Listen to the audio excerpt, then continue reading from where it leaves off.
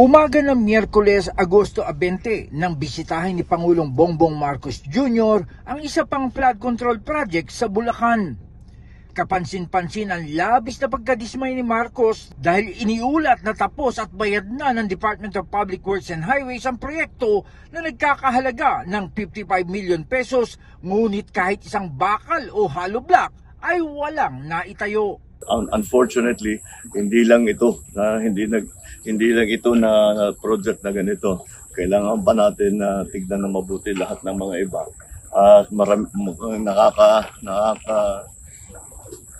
Nakakalungkot, pero ang dami pang iba na sa aming palagay ganito rin, na ganitong kalaki na project. Sa parehas na araw, idinetalya ni Senator Ping Lacson sa kanyang privilege speech sa Senado ang mga korupsyon, kalokohan at katiwalian sa flood control projects na tinawag niyang flooded gates of corruption. In the corruptionary, we have a saying, a leaky roof today is a ruined home tomorrow. Thankfully, President Bongbong Marcos himself has taken decisive steps to plug the leaky roof as a determined follow-through on his striking rebuke and appeal to conscience with his resounding admonition, mahiya naman kayo. Binanggit niya ang mga salitang distinct, funders, passing through of parking fee at reseta na ginagamit ng mga opisyal ng DPWH at contractor sa hocus-pocus projects. Anya, base sa pagsasaliksik at pag-iimbestiga ng kanilang opisina, ng ilang araw lamang na diskubre nila ang mga kalokohan at katiwalian sa mga proyekto sa Oriental Mindoro, Bulacan, Pampanga at La Union. Bilyong-bilyong pisong pondo ang inilaan sa mga proyekto at sabi ni Lacson, mistulang tinangay lamang ang mga ito ng baha at naglaho. Pare-parehong riverbank protection structure, pare-parehong guni-guni. Very distinctly ghost projects. Sinabi ni Lacson na 50% ng halaga ng proyekto ang pinaghahati-hatian ng mga politiko at ilang membro ng taga-Commission on Audit at DPWH. Ang mga taong nasa likod ng scheme na ito or scam na ito ang dapat ipinampupukpok sa pagbabaon ng mga seat files. Hindi ito kababalagan, Mr. President. This is well orchestrated by an organized network of people who abuse their power. Ayon pa kay Lacson, nakahanda ang ilang tao na tumulong sa pagtatanggal ng maskara ng mga magkakasabwat sa scam, ngunit may mga pag-aalinlangan pa rin sila dahil itataya nila ang kanilang buhay. Madami din sa mga nakausap namin ang handang pangalanan ang mga tiwaling opisyal ng gobyerno na tunay na nasa likod ng mga milagro sa flood control. Ang halos nagkakaisang tanong nila na mahirap kong saguting mag-isa. Sagot ba ninyo ang kaligtasan namin at sigurado bang tuloy-tuloy ang laban hanggang sa dulo? Noong Martes, nakapagsagawa na rin ng pagdinig ang Senate Blue Ribbon Committee kaugnay sa mga anomalya sa flood control projects. Ayon kay Senator Erwin Tulfo, isa sa labis na bumagabag sa kanya ay ang pagbuhos ng pondo kahit sa mga lugar na hindi naman binabaha.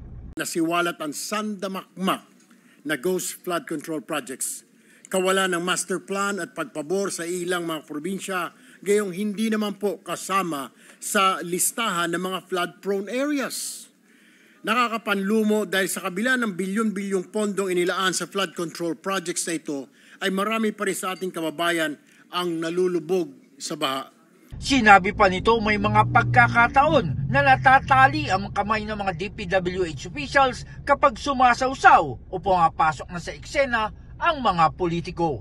Sabi pa niya, ang listahan niya ng mga politiko na sangkot sa mga palpak na proyekto ay isusumiti niya sa Blue Ribbon Committee. Ang tingin ko, ang problema kasi pinasukan ng mga politiko. Kaya kanina gusto sana sabihin na huwag lahat idiin, lahat ibunuan. Kasi pag pinakialaman ng politiko, alam naman natin, nag-cover kayo ng Senate, ng Congress, di ba? Pag pinatawag ng politiko, yung DPWH, ano magagawa yan? Gusto ko dito mailagay itong pondo na ito. Yung magagawa ko. Kasi pag pumalag yan, makakawawa yung kanyang budget sa budget season. So no Sir, choice. So, dapat, sir, pangalanan yung mga politiko na Yan. Exactly. kasabwat? Exactly. Diba? Sir, may listahan ka na ba? Parang challenge ka ni Marcoleta kanina. Bibigay ko yung listahan ko sa kanya. Sabi naman ni Senator Pia Cayetano, nahirapan siya na umanap ng mga angkop na salita para isalarawan ang mga pagbubunyag ni Lacson. I am at a loss for words sa napakasamang sitwasyon na binunyag ni Senator Ping Lacson. Papasalamat tayo sa kanya na pinakita niya to and in very detailed ang kanyang presentation. I personally am shocked that pwedeng mangyari yung gano'n na paulit-ulit lang na pinupondohan ang Ghost Project o di naman kaya paulit-ulit na binabalikan lang ang proyektong sobrang substandard.